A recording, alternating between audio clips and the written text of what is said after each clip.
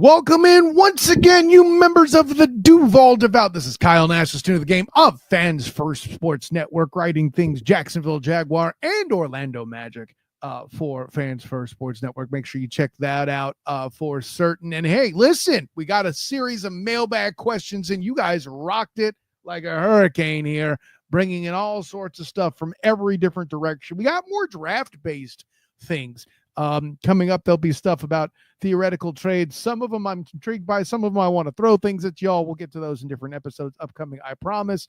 But here's some more draft-centric things. And listen, we've addressed my humility, taking the advice of one Dirty Harry Callahan and a man that has to know his limitations. I'm a terrible scout. But you know who isn't? Big Cat Country's own Travis Holmes. What's going on, my man? Hey, bro, doing well, man. This has been a great day to talk some NFL draft for the Jacksonville Jaguars because we've been another month of it to go, right? What? That's what I'm talking about. The fact that it's a month away, I'm like, oh my gosh. Yeah, but hey, you guys keep the questions coming. We're gonna keep the answers coming, man. Duval. Yeah, and listen, that's one thing I definitely love about our Duval divers up in this piece here. You guys are intentionally smart. Again, there's really only one question out there. I won't reveal which one it is that makes me want to throw things. But it should make for funny radio when I have my personal champion, Travis D. Holmes, here to walk me through it. But let's talk about the questions we do have. And you guys, like we mentioned, we had a lot of draft-centric things, a lot of stuff here we didn't get to on Wednesday night. But this is one that I think was just a good general question. Listen, it's been a busier offseason among the ones for the Duval Devout here. Completely cleaning of the house. You know, I'm pretty sure they might consider hiring a new janitor, for goodness sake. There's so much going on. But all that being said, the question is, how will this draft feel different from the last three, and what surprises might we be in for? And shouts to Mason Stay Puffed for throwing that one in. I think that's from the Discord, Travis. So that is from the Discord, yes. So, thanks for that question. And I'm going to ask you, man, listen, you're the card carrying member of the Duval Devout, free at last from Trent Baalke. Even if James Gladstone and company flop in their first effort to do any stuff that rebuilds this team, the healing can begin. What's the first main thing you think that's different other than not concentrating on a draft prospect's hand size?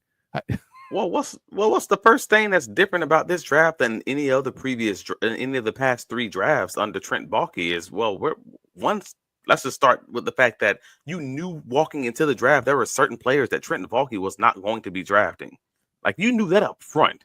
Arm size, length, weight, dietary restrictions, whatever. Like, you just knew there were certain things that Trent wasn't touching.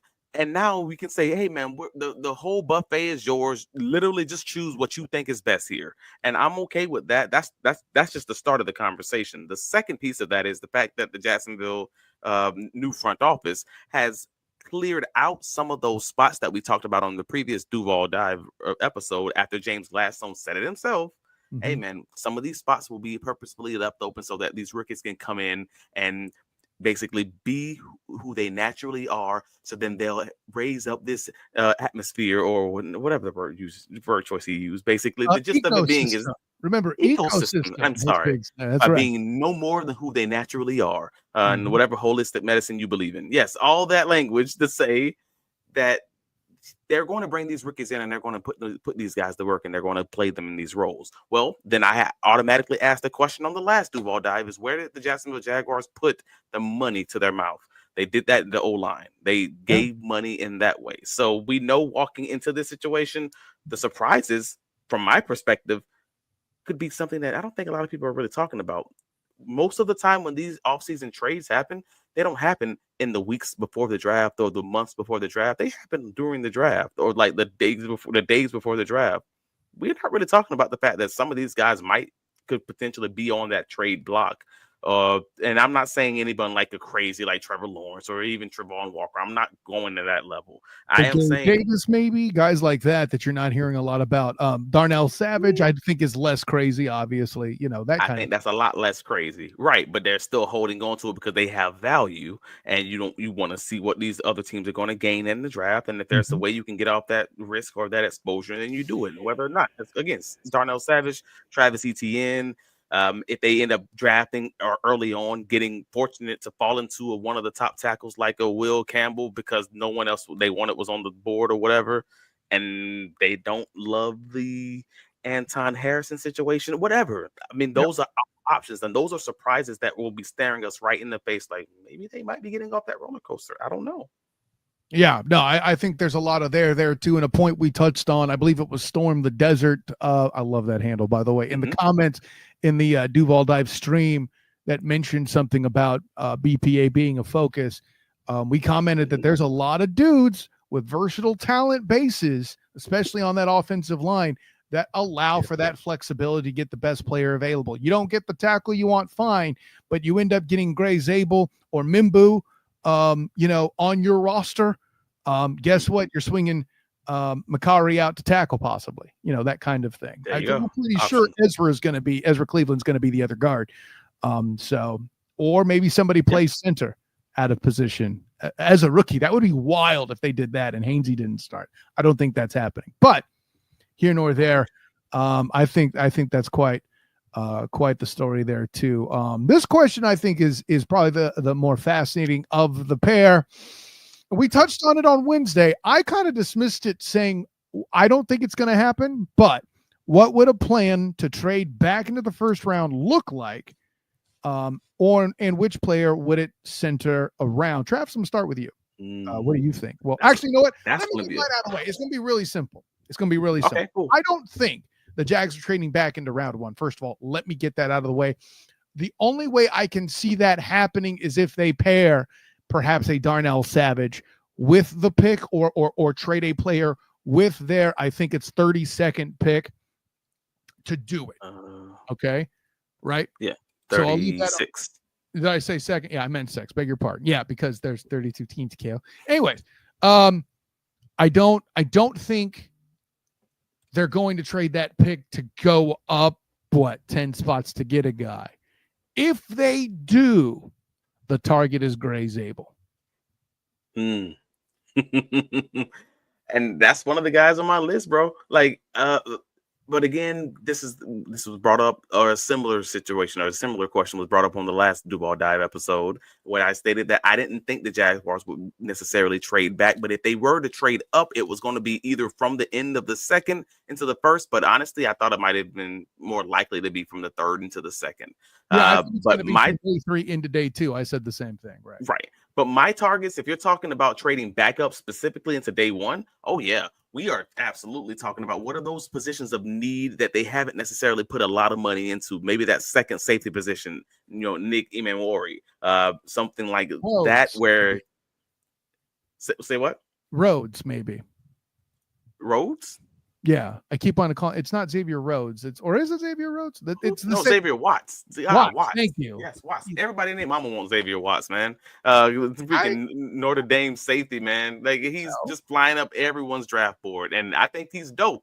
But even Laurie is also pretty dang good. Like he's a guy who's solidly in the first round, whereas Watts is probably going to be one of those guys, the best available talent at the start of day 2. That's what I'm saying. If Watts is dropping like that, I could see an aggressive move to go get him.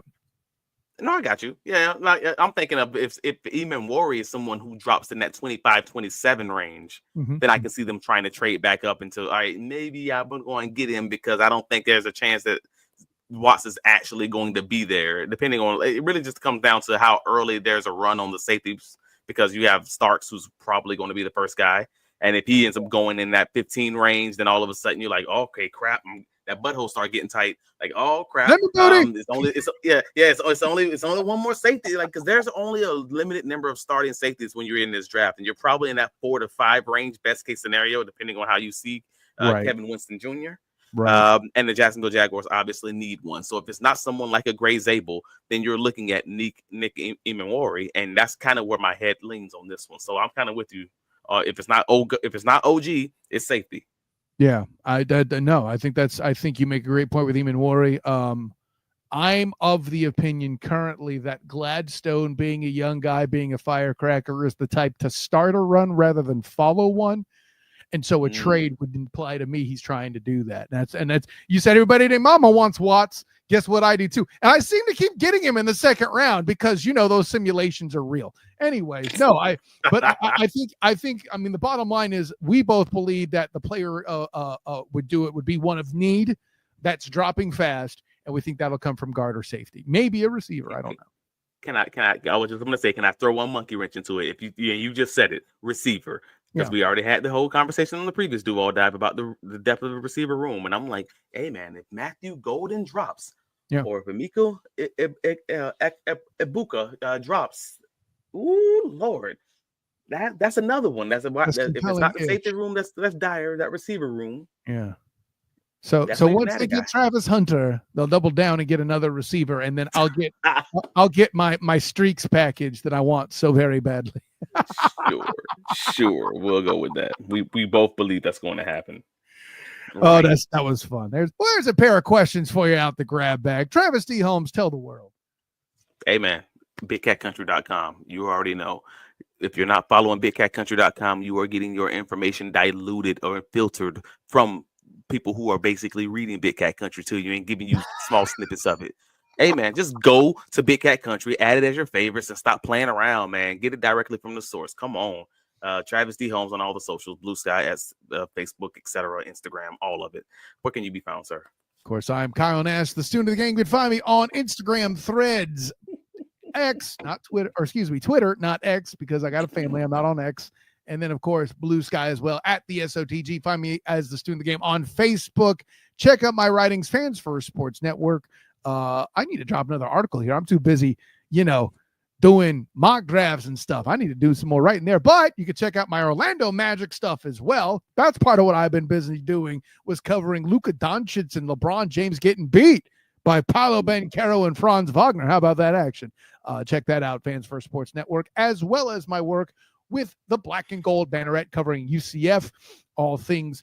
I'm the main football guy. Of course, you'll see a lot of our work from my other players. Donnie Doc Struble among them. Bryson Turner, of course, doing his work. And then, of course, Eric Lopez doing work with softball. So there's all that. Check out all things UCF at blackandgoldbanneret.com or on the Night Shift Podcast YouTube channel. That's all fun. Check all that out. So for my personal champion, Travis D. Holmes, thanks for checking in. You know what? Shouts to you Duval divers out there for dropping these questions. These are vice tight. Yes. So thank you for that as well. But until next time, everyone, and look closely. You'll have more questions sooner than you think. We got a lot, like we said, but until we answer a couple more of those, class dismissed.